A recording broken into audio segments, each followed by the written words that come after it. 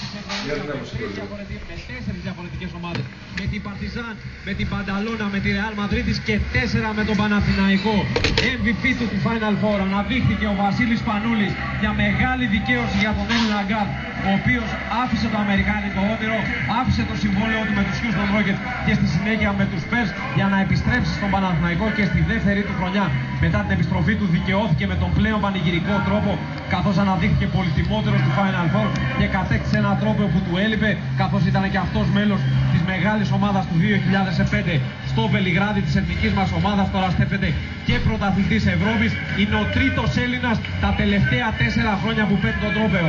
Μετά το Θοδωρή Παπαλουκά το 2006 ως παίκτης της CSKA τότε ο Θοδωρής. Το 2007 ο Δημήτρης Διαμαντίδης και το 2008 πέρσι ήταν ο Τρέλιαν Λάγκον, ο Αμερικανός της CSKA. Είμαστε έτοιμοι για τη μεγάλη απονομή, για τον πρωταθλητή Ευρώπης για το 2009. Για 5η φορά στην ολόλαμπρη ιστορία του Παναθηναϊκός θα σηκώσει την κορυφαία κούπα του ευρωπαϊκού μπάσκετ. Μια τεράστια στιγμή, η 6η κούπα της Ευρωλίγα για το ελληνικό μπάσκετ, καθώς ακόμα μία μας έχει φέρει ο Ολυμπιακός το 1997 και βεβαίως μια πολύ μεγάλη στιγμή. Να δούμε αν θα σηκώσει την κούπα ο φύση και θέση αρχηγός του ο Φραγκίσκος Αλβέρδης ή αν θα γίνει αλλαγή σκύπτρων που θα γίνει, θα είναι ο Δημήτρης Διαμαντίδης, αυτός που όπως και το Μάρτιο στον κλειστό του ελληνικού μετά τον τελικό του κυπέλλου Ελλάδας θα σηκώσει την κούπα. Απολαύστε τον.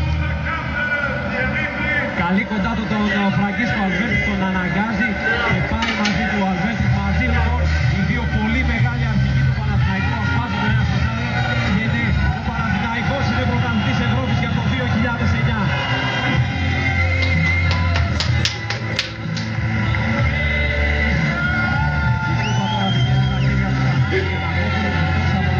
Έχει κάνει για αυτή την ομάδα ο αντιπρόεδρος της ΚΑΕ Παναθηναϊκός, ο Παύλος Γιαννακόπουλος, και βλέπετε εδώ τον Μάικ Βαντής πως λούζει με σαμπάνια τους συμπαίκτες του.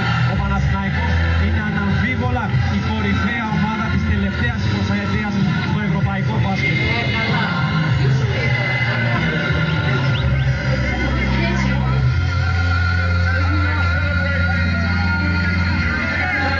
Βλέπουμε εδώ και τον Σαρώνας Γιασκεβίτσης, ο οποίος στέφθηκε για 4η φορά στην πολύ μεγάλη καριέρα του πρωταθλητής Ευρώπης. Τα έχει καταφέρει 2 φορές με την Μακάμπι, άλλη μία με την Μπαρτσελώνα. Γίνεται ο πρώτος παίκτης στην ιστορία του ευρωπαϊκού μπάσκετ που κατακτάει την Ευρωλίγκα με 3 διαφορετικές ομάδες.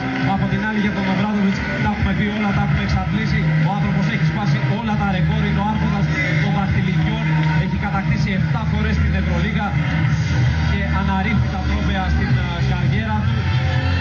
Εδώ ο Μάικ Βαντής τη δεύτερη φορά πρωταθλητής Ευρώπης με τον Παναθηναϊκό στην 6η του σεζόν με την πράσινη φανέλα. Και εδώ ο πολυτιμότερος παίκτης του τουρνουά, ο Βασίλης Πανούλης, είχε 13 πόντους, 10 από αυτούς τους σημείωσε στο πρώτο μέρος. Για να δούμε, μας ακούει καθόλου Χριστίνα Βραχάλη?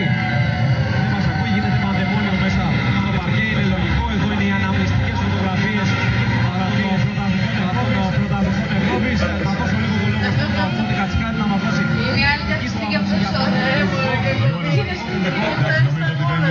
Τη στιγμή αυτή δεν είναι τόσο σημαντικό το τεχνικό κομμάτι. Ήταν ένα συναρπαστικό παιχνίδι με 2 ημίχρονα, μπορώ να πούμε, για την κάθε ομάδα. Ένα εκπληκτικό πρώτο ημίχρονο για τον Παναθηναϊκό με απόλυτη κυριαρχία στην άμυνα και είναι πολύ μυαλωμένο παιχνίδι και βέβαια και τρομερή ευστοχία στο παιχνίδι, στο πρώτο ημίχρονο.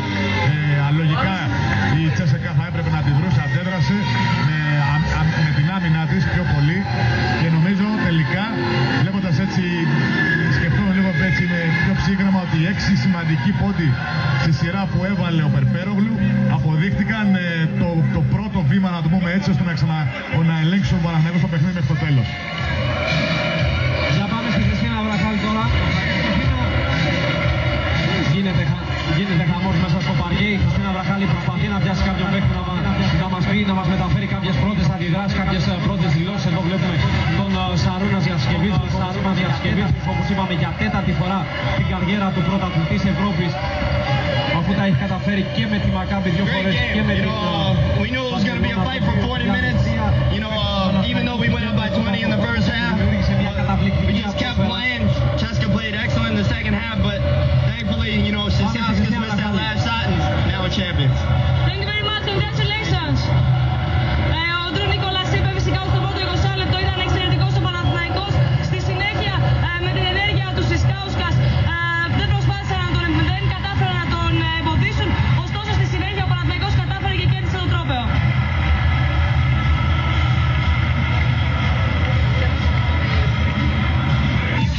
ηλικία.